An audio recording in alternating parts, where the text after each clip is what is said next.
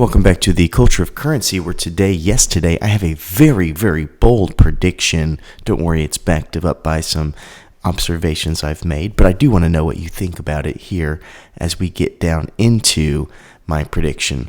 So, as you know, the majority of silver we tend to see on YouTube is in the form of just standard generic bullion, coins, rounds, bars, all that kind of stuff. But we do have premium stuff that we see a lot of times, like American silver eagles, Canadian maples, kangaroos, all kinds of stuff. But my prediction has to do with the other side of the market. So this is what we're normally used to. I've just pulled a little bit of my growing collection, but here's a Chinese panda, an example. We all know the Chinese panda. It's a very, very common standard circulation bullion coin. Here's a Australian kangaroo, very, very popular coin. We have the Valiant, that's from Great Britain. And we have things like this. This is from the island of Niue.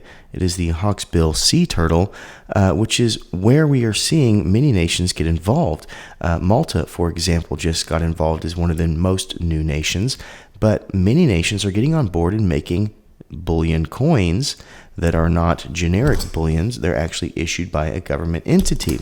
If we were to roll back the clock, 30, 40 years, there was only a handful of nations like South Africa and Canada and America that were making these bullion coins. And where we're getting to is such a diverse set of coins out there, all kinds of random themes, all kinds of different stuff. And so I've brought some out here to highlight that. For example, I got tons of coins right here. This is the EC8, the Eastern Caribbean Central Bank, which holds 8 nations. There's Anguilla right there. There's Montserrat. Here is St. Vincent and the Grenadines, St. Kitts and Nevis, another Montserrat. We've got more from that series right here. Antigua and Barbuda, St. Lucia. We've got Grenada, another Grenada. Just to name a few, I've got tons from these 8 nations. So why did they get involved? Obviously, there may be some money to be made. There also may be some Department of Tourism pushes and things like that. But we're seeing so much more in the marketplace. And I think it goes back to 1990, whenever the first issue of the kookaburra came out. You see, when we just had regular government bullion coins that were mass-produced in the hundreds of thousands and or millions per year, everything was pretty standard. And then with the kookaburra in 1990, and there might be some before that, but I think the kookaburra is the first major scale one that I know of, we saw a coin where the mintage was capped a little bit lower and that the artwork changed every single year.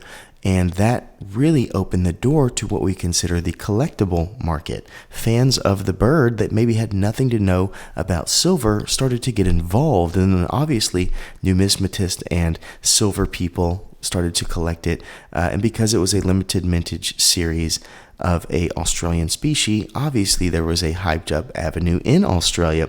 And so we started to see what a collector market looks like because of that. And then that's when we started to see development of so many other series like we have today. This, for example, this is a little island area in Asia, Papua New Guinea. They got on board not too long ago, a few years back, one Kina, and they have their own native bird in the bird of paradise, which is one of maybe 30 or 40 species that they've highlighted here. And they have a ever-changing series, just like the kookaburra, low mintage, very low mintage, in fact, and they do that every single year. We have nations like this, Fiji. These are both Fijian, and we have highlighting Japanese cultural experiences like the koi, and this right here is Kayamuri, which is an ancient samurai who was haunted by a lot of things, and I have videos over all of these coins, by the way, so if you see one you like, just let me know. But yeah, these are this is a series by Fiji that highlights the connectivity between the two nations and is kind of a diplomatic piece. We even had things like this, the sovereign nation of the Sioux out of the Lakota tribe in America, in the South Dakota, I believe, area. They have a series that highlights their native culture, limited mintage. And these are things that are selling all over the place. They sell like crazy. Czechoslovakia.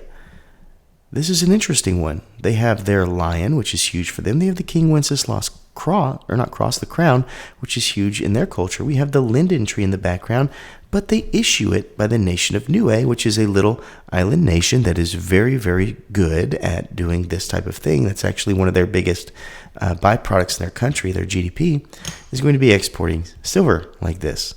So they stamp those things out like crazy. Another small Pacific nation right here.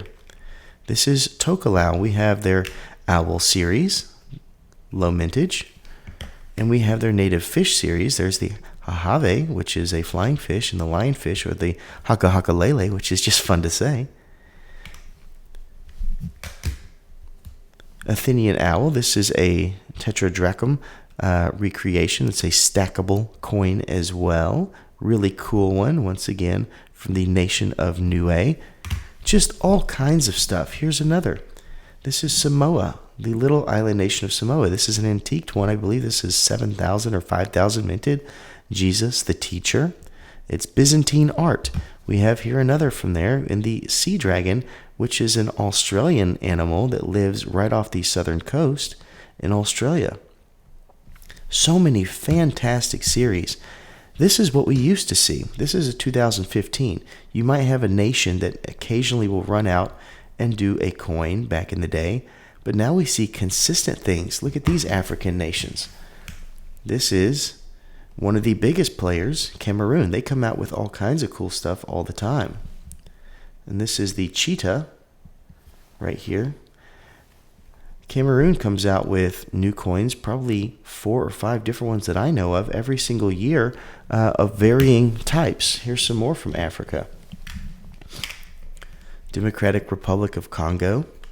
And they have a dinosaur series, one of the most popular themes. In fact, I just saw Jurassic Park had the 30-year anniversary last year, and they had a bunch of coins that released because of that. This is the Mandala series, a crocodile from the nation of Chad.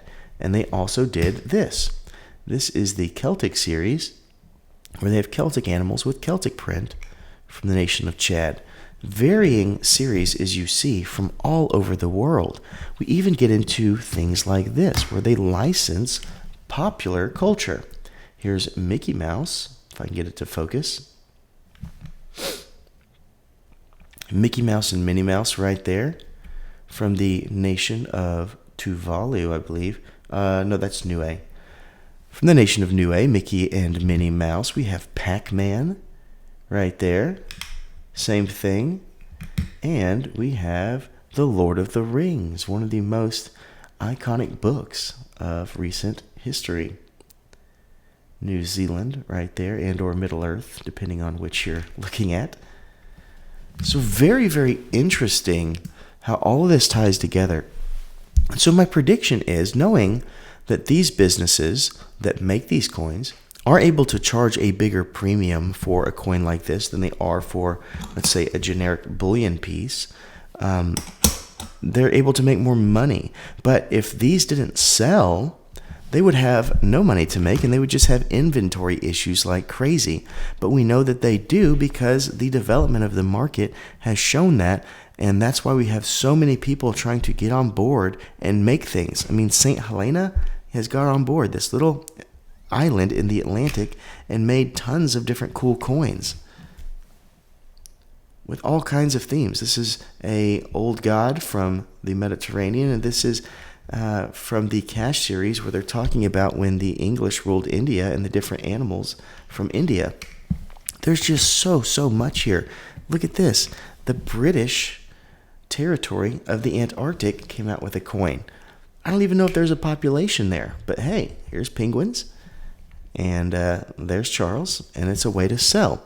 So why would they do this if it didn't make money? I don't think they would, right? We're in the business of making money here. So being of how fast this part of the market has changed, the generic market has changed a bit too. look at this. This is an Ethereum round, which is obviously Bitcoin focused. So they're doing the same thing where many of the rounds in the generic world are coming up with themes, really cool things out there. But the coin part of it, the government issued bullion, is where I see it moving at light speed. Everyone is trying to get the newest theme out there that is sellable and collectible, and we're seeing so many that are capping mintages below 50,000, many of which being in the 20,000, 10,000, 5,000 range, and even having a handful a year that are lower than that, 800, 500. So that being said, if there wasn't money to be made, this wouldn't be happening. So my vision, my idea, my understanding, and my prediction for the silver market is in 10 years, this is where we're going to be able to get people to silver. There's a lot of people in the community that think if we could just get the world involved, if we could just get people to understand silver, and I would argue that this right here is the transitional piece. If you know somebody who loves Jurassic Park and you have your 30th anniversary Jurassic Park coin, that is the piece that says, check this out. And then you slowly can bring them into the realm of what we do here. So this is the glue that can connect us, because with the amount of themes, with the amount of nations, with the amount of cultural history, all kinds of significance out there, you can find something out there in bullion form now